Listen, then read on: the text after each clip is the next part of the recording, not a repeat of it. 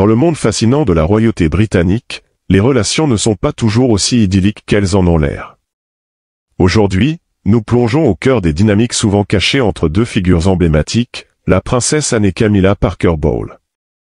Entre tensions sous-jacentes, rivalité et évolutions surprenantes, comment ces femmes ont-elles navigué dans les tumultes de la vie royale? Restez avec nous pour découvrir les vérités inexplorées qui se cachent derrière les murs du palais.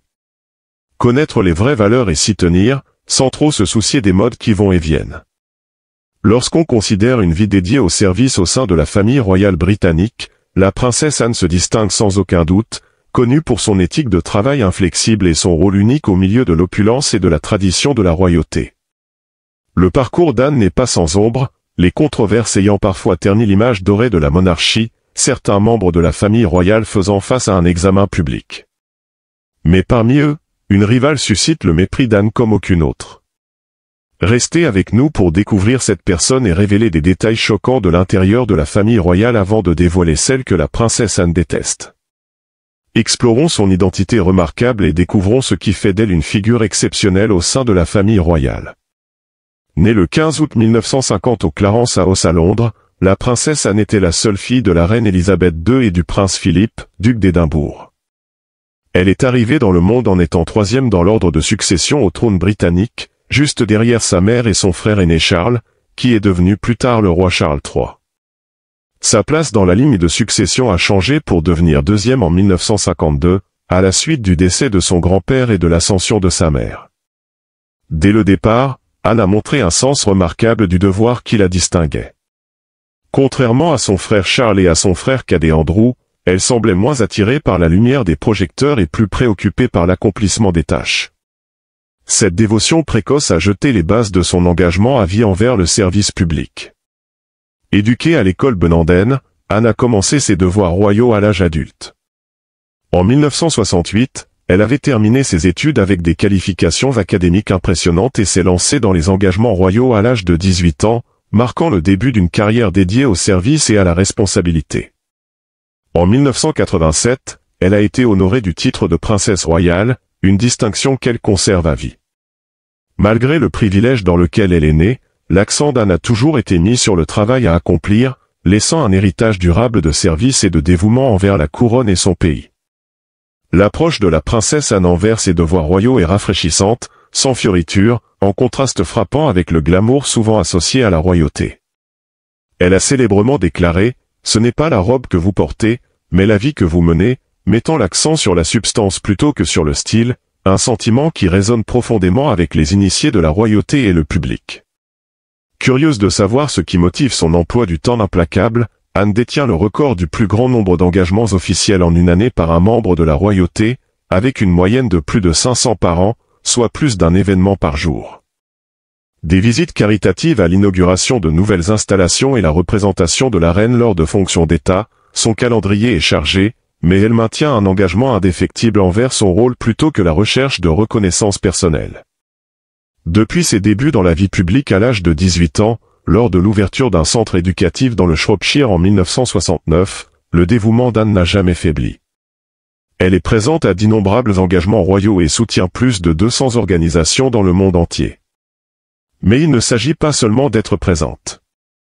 Elle s'implique profondément dans des causes comme Save the Children, où son approche pragmatique l'emmène dans certaines des régions les plus difficiles du monde.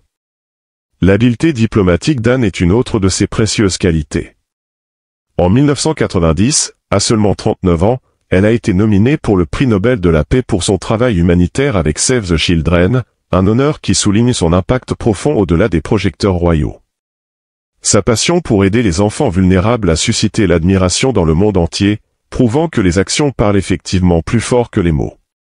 Elle aime les gens, comme elle l'a dit lors d'une interview à la BBC, elle a étendu cet amour en travaillant pour les enfants dans le besoin dans de nombreuses régions du monde.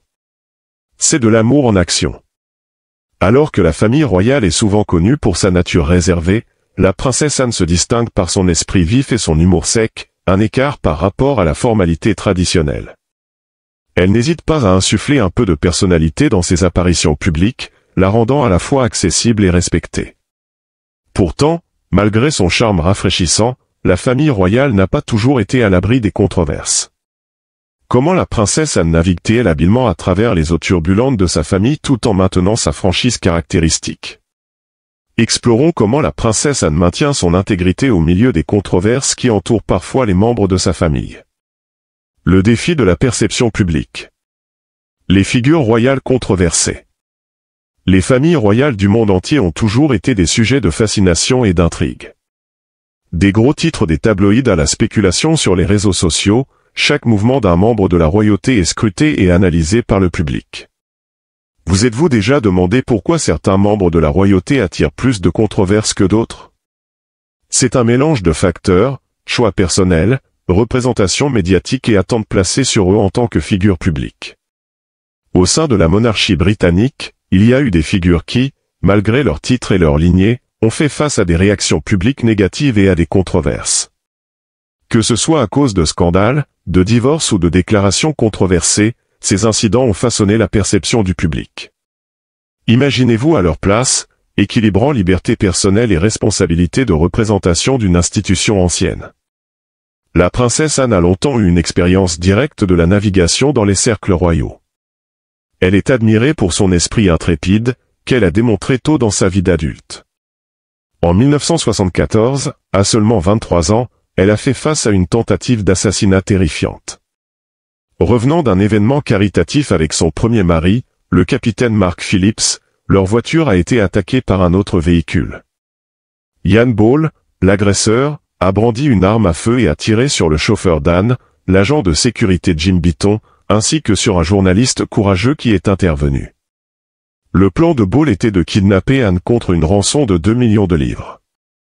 Avec une remarquable sang-froid, elle a rétorqué célèbrement, « Pas question ».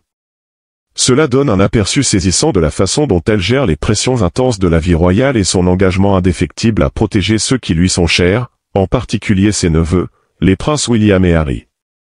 On peut se demander quelle était la perspective de la princesse Anne sur le mariage de Harry avec Meghan Markle, la duchesse de Sussex controversée. Avant de devenir duchesse, Meghan Markle était largement connue pour son rôle dans la série à succès Suits et ses efforts humanitaires louables.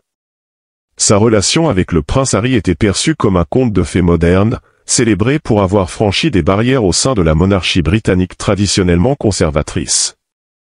En tant que première femme biraciale à rejoindre la famille royale britannique, Meghan symbolisait un phare de diversité et d'inclusivité. Cependant, la romance de conte de fées s'est rapidement heurtée à la réalité royale. La fracture la plus significative qui a attiré l'attention du public était entre Meghan et ses beaux-parents, culminant avec la décision du couple de se retirer de leur fonction royale supérieure au début de 2020. Ce mouvement sans précédent, surnommé « Megxit » par les médias, a envoyé des ondes de choc à travers les cercles royaux et a déclenché des débats passionnés sur le rôle futur de la monarchie. Lorsque Meghan et Harry ont annoncé leur fiançailles, Meghan a exprimé son enthousiasme à l'idée d'embrasser son nouveau rôle. Elle anticipait avec impatience de quitter sa carrière pour s'immerger au Royaume-Uni et s'engager avec diverses communautés et causes. Dans une interview avec ABC, Meghan a partagé son excitation à l'idée d'être sur le terrain, au Royaume-Uni, de mieux connaître les différentes communautés et d'apprendre à connaître les petites organisations œuvrant pour des causes qui lui tiennent toujours à cœur. De manière intrigante, elle a admis qu'elle n'avait jamais cherché son futur mari sur Google, faisant confiance à tout ce qu'Harry lui disait. Elle a déclaré « Je n'ai pas idéalisé un seul élément, mais en tant qu'américaine, on pense connaître les royaux grâce aux contes de fées. » Pourtant, la réalité s'est rapidement installée pour Meghan. Sa première courtoisie envers la reine lui a fait sentir le poids des attentes royales s'écraser sur elle. Meghan a réfléchi « Merci mon Dieu. Je ne savais pas beaucoup de choses sur la famille. Dieu merci, je ne m'étais pas renseigné, car j'aurais été trop dans ma tête à ce sujet. » De manière intéressante, la princesse Anne a eu des réserves sur Meghan dès le départ.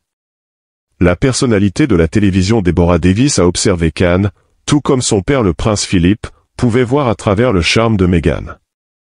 Le scepticisme d'Anne était visible lors d'événements sociaux, y compris au mariage de Harry et Meghan, où ses expressions faciales révélaient ses doutes. Malgré la popularité initiale de Meghan, ses origines américaines et sa carrière dans le divertissement contrastent fortement avec les attentes royales. Les rumeurs et les gros titres des tabloïds la peignaient comme une perturbatrice au sein des murs du palais, intensifiant le regard du public. Le mécontentement apparent d'Anne était également clair lors des funérailles de Philippe en avril 2021. Meghan, enceinte de sa fille Lilibet, n'a pas pu assister, laissant la famille royale soulagée d'éviter ce qu'ils appelaient un « cirque ». Les auteurs royaux Caroline Durand et Omid Scobie ont mis en avant ce sentiment dans leur livre * Fin d'un Freedom *. Harry et Meghan ont ensuite été invités à Balmoral pour l'été, mais le couple a choisi de rester dans leur manoir, alimentant davantage la curiosité des médias. Au cœur du récit de Meghan se trouvent de graves allégations de mauvais traitement et de racisme. Dans une interview explosive avec Oprah Winfrey, elle a révélé s'être sentie isolée et non soutenue par l'institution, racontant des conversations troublantes sur la couleur de peau de son fils. Ces révélations ont suscité des discussions mondiales sur la race, la santé mentale et les pressions invisibles de la vie au palais.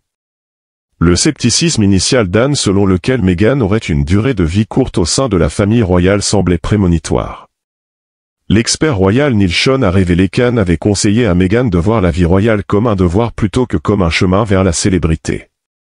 Ce conseil aurait laissé Meghan sans voix, soulignant que d'être royal était un emploi à plein temps nécessitant engagement, préparation et implication active dans des causes caritatives. Les doutes d'Anne sur l'engagement à long terme de Meghan ont été corroborés par Lady Colin Campbell, qui a affirmé qu'Anne avait déconseillé à Harry d'épouser Meghan, ses préoccupations étant centrées sur le caractère égoïste perçu de Meghan, ajoutant une autre couche à la complexe narrative royale. La mort de la reine a apporté une réunion momentanée mais tendue en septembre 2022, lorsqu'Harry et Meghan ont rejoint William et Catherine pour saluer la foule devant le château de Windsor. Bien qu'il semblait s'agir d'une forte démonstration d'unité, les experts en langage corporel ont noté une tension significative entre les couples, résiduelle de l'interview franche de Harry et Meghan avec Oprah. L'événement a également offert un autre aperçu des dynamiques tendues entre Harry, Meghan et d'autres membres de la famille royale, y compris la princesse Anne. Le parcours de Meghan Markle au sein de la famille royale britannique n'a pas été simple. Ces expériences continuent d'alimenter les conversations sur la tradition, l'identité et l'évolution du rôle de la monarchie au XXIe siècle. Sarah Ferguson, affectueusement connue sous le nom de Fergie, a toujours été une figure non conventionnelle au sein de la famille royale britannique. Née Sarah Margaret Ferguson le 15 octobre 1959, elle n'est pas seulement une auteure, philanthrope et personnalité de la télévision, mais aussi un membre significatif de la famille royale britannique élargie. L'ascendance de Fergie remonte au roi Charles II d'Angleterre à travers 3 de ses enfants illégitimes et à diverses autres familles nobles. Son mariage avec le prince Andrew, le deuxième fils de la reine Elisabeth II et le frère cadet du roi Charles III, l'a mise sous les projecteurs royaux. Fait intéressant, elle et le prince Andrew partagent une ascendance commune par le duc de Devonshire et le roi Jacques Ier, respectivement, faisant de leur union un mélange de lignée royale et noble. Après leur mariage en 1986, la reine a accordé au prince Andrew le titre de duc d'York, faisant de Fergie son Altesse royale, la duchesse d'York.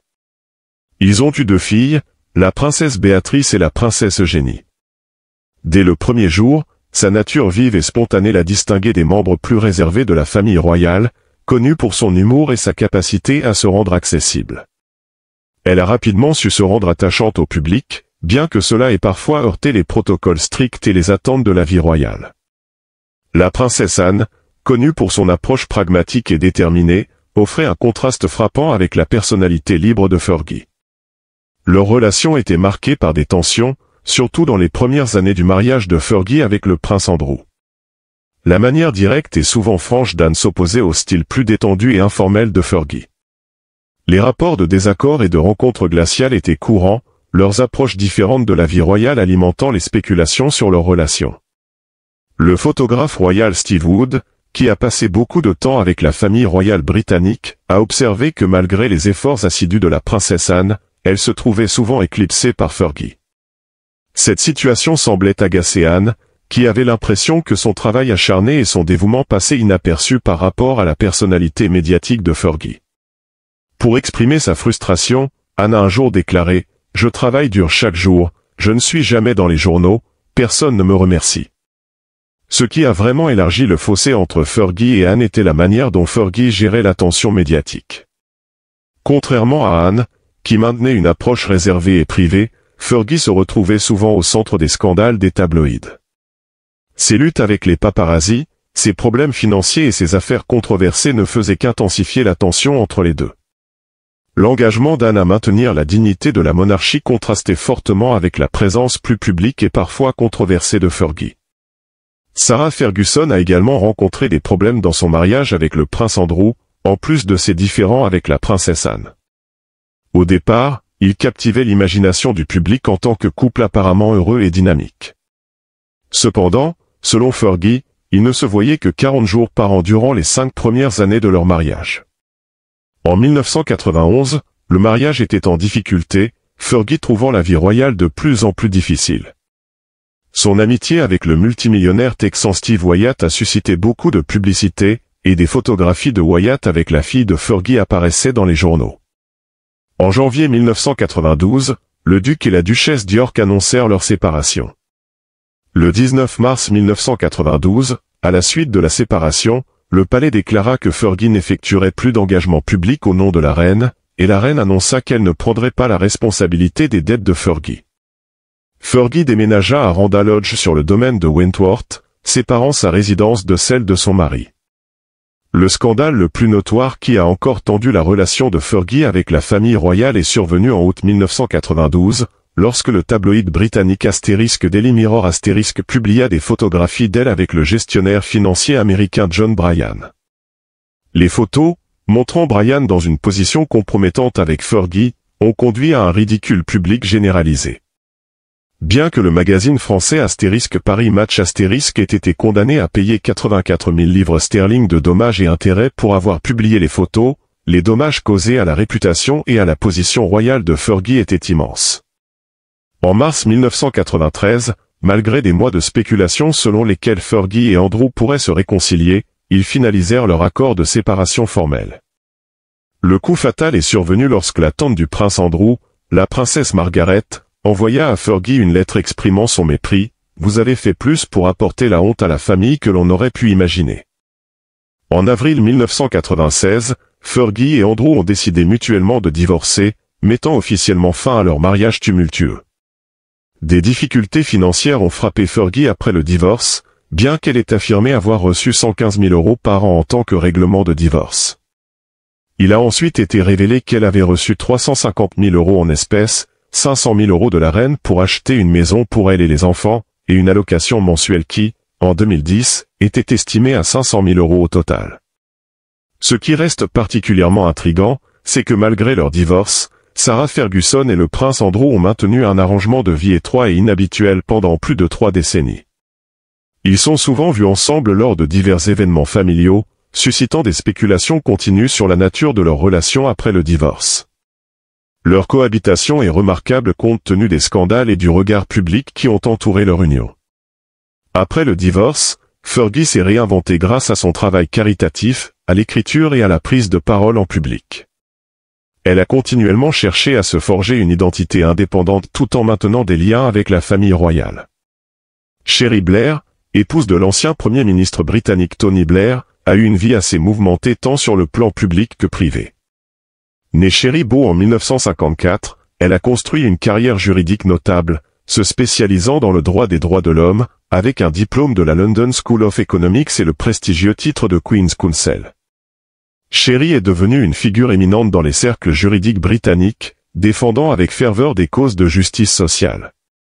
Son mariage avec Tony Blair en 1980 l'a propulsée sous les projecteurs politiques, devenant finalement la première dame du Royaume-Uni durant le mandat de Blair de 1997 à 2007. Naviguer dans ce rôle n'était pas une tâche facile et Cherie a fait face à des critiques mitigées pour sa nature franc-parler et sa volonté de s'engager dans des questions politiques, souvent en brisant le moule de ce qui était traditionnellement attendu d'une épouse de Premier ministre. Un chapitre fascinant de la vie publique de Cherie et sa relation tendue avec la princesse Anne, une histoire qui ajoute une couche intéressante à l'intersection de l'élite politique britannique et de la famille royale. Leur première rencontre en 1997 à Balmoral a établi le ton de leurs interactions futures, et pas de manière positive. Selon les mémoires de Cherie, Speaking for myself *, la rencontre initiale était maladroite et conflictuelle. Lorsque Cherie a suggéré que la princesse Anne l'appelle Cherie au lieu de Madame Blair, la réponse tranchante de la princesse a été « Je préfère ne pas, ce n'est pas comme ça que j'ai été élevée ». La réponse de Chéri a été directe. « Quel dommage », a-t-elle répliqué. Cet échange a mis en lumière un choc significatif de personnalité et de valeurs entre les deux femmes. La tension ne s'est pas arrêtée là. L'auteur Paul Scott, dans sa biographie * Tony and Chéri, A Special Relationship *, souligne que cette friction initiale s'est approfondie au fil des ans. À la célébration du jubilé d'or de la reine en 2002, la situation a dégénéré. Les Blair, lors d'une promenade non programmée, ont apparemment irrité la famille royale. Lorsque Chéri a tenté d'adresser des politesses à la princesse Anne, elle a été accueillie par un froid silence, un geste qui ne convenait clairement pas à Chéri, qui aurait murmuré « Elle m'a complètement ignoré ». L'inconfort de Chéri avec le protocole royal n'a fait qu'ajouter de l'huile sur le feu. Les visites au château de Balmoral étaient particulièrement pénibles pour elle. Chéri détestait les pièces froides et en courant d'air, les appels à la cornemuse à 6 heures du matin, et le code vestimentaire qui désapprouvait les pantalons pour les femmes. Il y a un récit mémorable de la mère de la reine, horrifiée lorsque Chéri a porté des pantalons pour le déjeuner lors de sa première visite. Les réactions allergiques de Chéri aux chiens royaux ont encore aggravé son calvaire, faisant que ses yeux rougissaient et que son nez coulait constamment. Au moment de quitter Balmoral, elle avait complètement perdu sa voix. Un moment particulièrement humiliant a impliqué la princesse Margaret, la sœur de la reine, connue pour son esprit et sa langue acerbe. Cependant, Chéri a réussi à l'embarrasser aussi. Cet incident a pu rendre la princesse Anne méfiante des intentions et des capacités diplomatiques de Chéri. Le mépris apparent de la princesse Anne pour Chéri ne se limitait pas à ces incidents isolés. Cela était également lié à l'attitude générale de Chéri envers la royauté et les formalités traditionnelles. Les expressions ouvertes de mépris et de désintérêt de Chéri envers les autres membres de la famille royale, ainsi que ses commentaires controversés occasionnels à leur sujet, ont probablement contribué à la tension. Une autre royale encore plus célèbre a également été victime du désintérêt d'Anne, la princesse Diana. Qu'est-ce qui a causé la friction entre la stoïque princesse Anne et la bien-aimée princesse du peuple, Lady Diana? Surnommée affectueusement la princesse du peuple, Lady Diana a captivé des millions de personnes à travers le monde par sa chaleur, sa compassion et son accessibilité authentique. Son mariage avec le prince Charles en 1981 l'a propulsée sous les feux de la rampe mondiale, où elle est rapidement devenue une figure aimée. Diana n'était pas seulement un joli visage, elle avait un cœur empli d'empathie et un engagement indéfectible envers les causes sociales. Ses efforts pour sensibiliser à la lutte contre le VIH/SIDA et ses campagnes passionnées contre les mines terrestres l'ont consacrée comme une icône humanitaire. Les gens de tous horizons ont ressenti une connexion instantanée avec elle, solidifiant son héritage en tant que figure royale accessible. Pourtant, derrière les murs du palais, tout n'était pas toujours rose, surtout en ce qui concerne sa relation avec sa belle-sœur, la princesse Anne. À première vue, elles avaient peu en commun. Diana était tout charme et charisme, la coqueluche des médias, attirant facilement l'attention partout où elle allait, tandis qu'Anne était résolue et pragmatique, profondément enracinée dans la tradition et le devoir.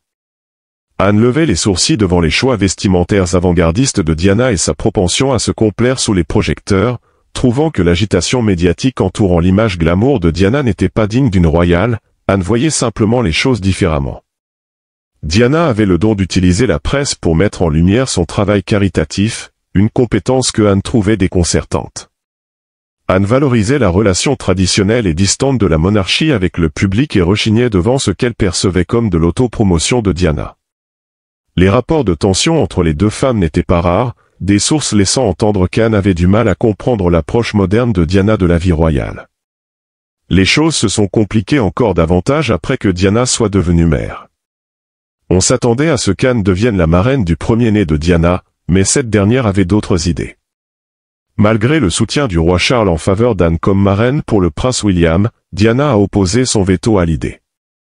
Lorsque le prince Harry est né 2 ans plus tard, Anne a de nouveau été écartée, le prince Andrew intervenant comme parrain. Diana a justifié cette décision en disant préférer avoir un parrain masculin pour son fils. Il y a aussi la question des devoirs royaux. Anne, souvent surnommée la royale la plus travailleuse, a fait beaucoup plus d'apparitions publiques que Diana dans les années 1980, mais les médias se concentraient principalement sur Diana. Lorsqu'Anne était engagée dans une tournée royale aux États-Unis, Diana était sur le point d'accoucher de William et la fièvre bébé s'était emparée de la nation. La presse harcelait Anne à propos de Diana, reléguant ses propres travaux royaux au second plan. Lorsque William est né le 21 juin 1982, Anne a appris la nouvelle d'un journaliste et sa réaction a été « Je ne savais pas qu'elle en avait eu un ». Oh, tant mieux. Les médias n'ont pas été tendres, la qualifiant de « grincheuse ». Malgré les titres, Diana, dans une interview de 1985, a balayé les rumeurs de brouille. Anne travaille incroyablement dur pour le fonds Save the Children et je suis sa plus grande fan, a-t-elle déclaré, louant sa belle-sœur. Elle a elle aussi rejeté les récits de querelles comme des contes de fées et exprimé son regret d'avoir manqué le baptême du prince Harry. Son regret d'avoir manqué le baptême du prince Harry après la tragique mort de Diana en 1997 a fait qu'Anne aurait été assez bouleversée et pleine de remords. On dit qu'elle regrettait de ne pas avoir compris les profondeurs des luttes de Diana avec la vie royale. La vie de la princesse Anne a connu quelques moments aussi intrigants que son échange inoubliable avec l'ancien président Donald Trump, capturé lors d'une réception au sommet de l'OTAN au palais de Buckingham en décembre 2019. La reine Elisabeth II a organisé cet événement grandiose pour célébrer le 70e anniversaire de l'OTAN, auquel ont assisté des dirigeants mondiaux, y compris Trump et Melania. Au milieu des salutations officielles, les caméras ont surpris un moment bref mais révélateur impliquant la princesse Anne, suscitant des discussions sur l'étiquette royale et son caractère franc. Voici comment cela s'est déroulé. La princesse Anne se tenait à quelques pas de la ligne de réception pendant que sa mère, la reine Elisabeth, saluait les Trump. La reine a jeté un coup d'œil vers Anne, semblant l'encourager à rejoindre la ligne des salutations. La réponse d'Anne a été un simple haussement d'épaule et un sourire, suivi d'un geste rapide indiquant les autres dignitaires. Dans la salle, sa réponse était « C'est juste moi ». Ce moment de défiance décontractée et d'humour est rapidement devenu viral. Beaucoup ont vu le haussement d'épaule d'Anne comme une réaction subtile et pointue à la formalité de l'occasion et peut-être même à Trump lui-même. Les médias sociaux et la presse ont été en effervescence, car l'apparente nonchalance et la franchise d'Anne lors de cet échange ont fait d'elle une sensation instantanée sur Internet. Des mèmes et des commentaires ont inondé le web, dépeignant Anne comme une figure relatable, sans peur de rompre avec un protocole rigide. Mais voici le rebondissement, l'interprétation de la vidéo n'était pas entièrement exacte. Laura Stone de l'agence de presse a précisé que la reine s'était en fait tournée vers Anne pour voir qui s'approchait après Trump, puisqu'il était le dernier en ligne. La réponse d'Anne, « C'est juste moi », était destinée à indiquer qu'il n'y avait personne d'autre immédiatement derrière Trump dans la file de réception. Essentiellement, la princesse Anne expliquait à sa mère qu'elle était la prochaine à saluer la reine, plutôt que d'exprimer un sentiment particulier à propos de Trump lui-même. Valentine Lowe, un reporter, a ajouté plus de contexte dans une série de tweets. Il a expliqué que la reine, après avoir salué Donald et Melania, s'était tournée vers Anne pour voir qui était le suivant, mais il n'y avait personne en attente. Trump était le dernier dirigeant à être reçu par la reine. Anne a levé les mains en l'air, a ri et a dit « C'est juste moi », ajoutant un instant plus tard « Et cette bande », en désignant les membres du personnel derrière elle. Le rire d'Anne, alors qu'elle se tenait avec un groupe de dirigeants mondiaux, a été perçu comme un rire derrière le dos de Trump. Au départ, certains ont interprété cela comme un manque de respect ou une moquerie, étant donné le contexte politique de l'événement. Cependant, des sources internes ont expliqué à Vanity Fair que cette interprétation horrifiait la princesse Anne. Elle avait toujours été prudente pour ne pas sembler politiquement biaisée ou disrespectueuse envers un dirigeant, et l'idée qu'elle rirait ouvertement de quelqu'un dans son dos la perturbait. La réputation d'Anne d'être respectueuse et d'éviter les implications politiques dans son rôle public était en désaccord avec la notion qu'elle s'engagerait dans un tel comportement. Fidèle à sa nature franche et directe, la princesse Anne répondait simplement à la situation avec un peu d'humour et de grâce. Dans les années 1970, la princesse Anne et Camilla Parker Bowles étaient impliquées dans un triangle amoureux avec Andrew Parker Bowles. Andrew, ancien partenaire de Camilla, avait également attiré l'affection d'Anne avec son charme. Cependant, leur relation s'est terminée lorsqu'Andrew a renoué avec Camilla, menant finalement à leur mariage. Les complexités ne se sont pas arrêtées là, malgré l'union d'Andrew et Camilla, les cercles royaux chuchotaient sur les sentiments persistants d'Anne pour Andrew, suggérant qu'il était son premier amour, mais les considérations pratiques ont prévalu, la foi catholique d'Andrew représentant un obstacle à tout mariage royal sérieux avec la fille de la reine Élisabeth. Voici où cela devient intéressant. En 1995, après 21 ans de mariage, le divorce de Camilla avec Andrew Parker Bowles a marqué un moment pivot dans sa vie. Une décennie plus tard, elle a épousé le prince Charles, le frère d'Anne, devenant ainsi la duchesse de Cornouailles. Cette union a suscité des réactions mitigées au sein de la famille royale. La princesse Anne a manifestement affiché une attitude réservée envers Camilla à plusieurs reprises, reflétant des tensions sous-jacentes dans la dynamique familiale. Un tel incident aurait eu lieu lors d'un dîner de couronnement, où les tensions se sont intensifiées en raison du nouveau titre de Camilla. Des rapports indiquent qu'Anne a confronté Camilla, soulignant que malgré son titre de reine consort, le public britannique ne la reconnaîtrait jamais comme la véritable reine. Au fil du temps, malgré les frictions initiales, les observateurs de la famille royale ont noté une amélioration progressive de la relation entre Anne et Camilla, alors que cette dernière s'adaptait à sa position aux côtés du roi Charles et se préparait finalement à devenir reine consort lors de son accession. La dynamique au sein du ménage royal semblait évoluer. L'acceptation démontrée par Anne et l'apaisement visible des tensions publiques indiquent une maturation de leur dynamique interpersonnelle, reflétant une compréhension plus profonde et un respect mutuel entre les deux femmes au sein de la structure familiale royale. Quelle est votre opinion sur la personnalité de la princesse Anne? Partagez vos réflexions dans les commentaires ci-dessous. N'oubliez pas de liker et de vous abonner pour plus de contenu. Si vous avez apprécié cette vidéo, cliquez sur la vidéo suivante sur votre écran. Merci d'avoir regardé.